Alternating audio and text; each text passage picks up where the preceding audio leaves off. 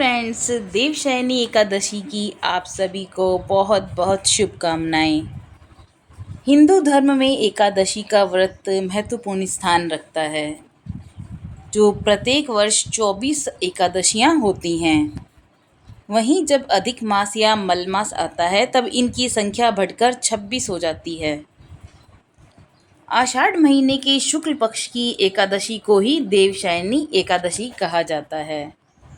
कहीं कहीं इस तिथि को पद्मनाभा भी कहते हैं।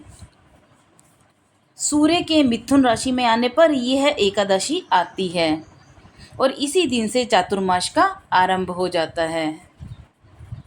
इस दिन से भगवान श्री हरि विष्णु क्षीर सागर में शयन करते हैं और फिर लगभग 4 महीने बाद तुला राशि में सूर्य के जाने पर उन्हें उठाया जाता है और उस दिन को देवोत्थनी एकादशी कहते हैं। इस बीच का जो अंतराल है इसको हम चतुर्मास कहते हैं।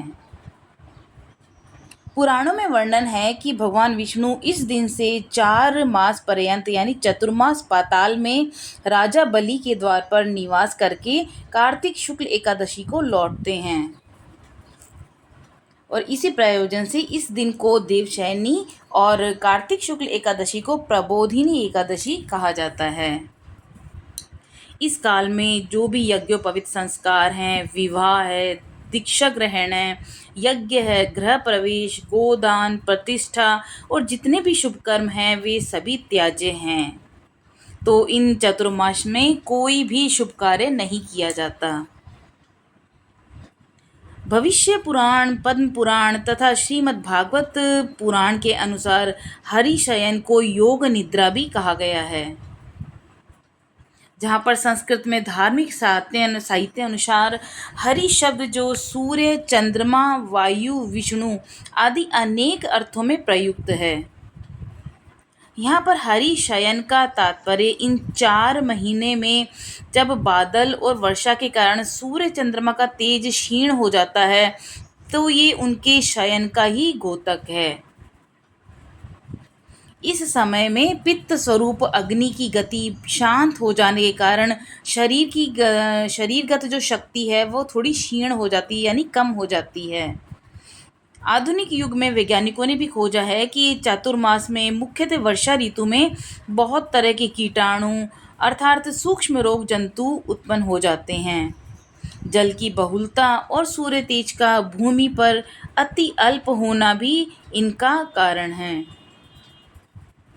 हमारे धार्मिक शास्त्रों के अनुसार जो आषाढ़ शुक्ल पक्ष में एकादशी की तिथि को शंखासुर दैत्य मारा गया था, अतः उसी दिन से आरंभ करके भगवान 4 महीने तक क्षीर समुद्र में शयन करते हैं और कार्तिक शुक्ल एकादशी को जाग जाते हैं। पुराण के अनुसार यह भी कहा गया है कि भगवान हरि ने वामन रूप में दैत्य बलि के यज्ञ में 3 पग दान के रूप में मांगे थे।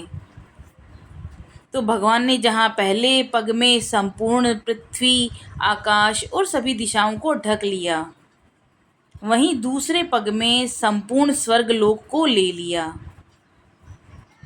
तीसरे पग में बलि ने अपने आप को ही श्री हरि को समर्पित करके सिर पर पग रखने को कहा। इस प्रकार के दान से भगवान ने प्रसन्न होकर पाताल लोक का अधिपति राजा बलि को बना दिया और कहा कि वर मांगो। बलि ने वर मांगते हुए कहा कि भगवान आप मेरे महल में नित्य रहें, यानी आप हमेशा मेरे महल में रहें। बलि के बंधन में बंधा देकर उनकी जो पत्नी लक्ष्मी, श्री लक्ष्मी जी हैं, उन्होंने बलि को अपना भाई बना लिया और भगवान से बलि को वचन से मुक्त करने का अनुरोध किया। तब इसी दिन से भगवान विष्णु जी द्वारा वर का पालन करते हुए तीनों देवता 4-4 महीने भूतल में निवास करते हैं। तीनों देवता जैसे विष्णु देवशयनी एकादशी से देव उठनी 11 तक तो विष्णु भगवान जी शयन करते हैं और शिव जी भगवान हैं वो महाशिवरात्रि तक और ब्रह्मा जी हैं वो शिवरात्रि से शिव देवशयनी एकादशी तक निवास करते हैं। तो इस तरह से उन्होंने अपना वचन भी रख लिया और इस तरह से वहाँ पर उनका वर का जो पालन भी हो गया। देवशयनी एकादशी का महत्व जो बहुत ही हमारे पुराणों में माना जाता है। कहते हैं कि इस एकादशी को सौभाग्य की एकादशी के नाम से भी जाना जाता है। और पद्म पुराण का तो दावा है कि इस दिन उपवास करने से जानबूझकर या अनजाने में हमसे अगर कोई पाप हो जाता है तो उससे हमें मुक्ति मिल जाती है। इस दिन पूरे मन और नियम से पूजा करने से महिलाओं को मोक्ष की प्राप्ति होती है। ब्रह्मवैवर्त पुराण के अनुसार देवशयनी एकादशी का व्रत करने से सारी मनोकामनाएं पूर्ण होती हैं। तो शास्त्रों के अनुसार चातुर्मास में 16 संस्कारों का आदेश नहीं है। इस अवधि में आप पूजा, अनुष्ठान, घर या कार्यालय की मरम्मत आदि करा सकते हैं। तो ये था महत्व देवशयनी एकादशी का।